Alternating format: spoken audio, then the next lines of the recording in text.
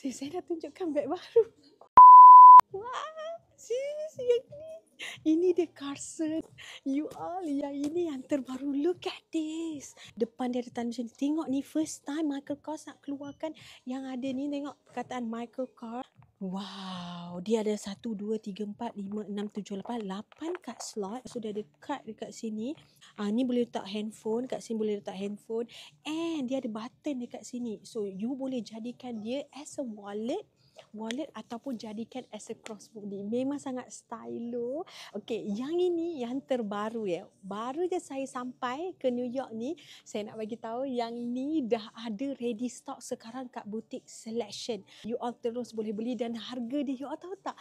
RM450 dan you all boleh bayar 3 kali ansuran. Tengok tu.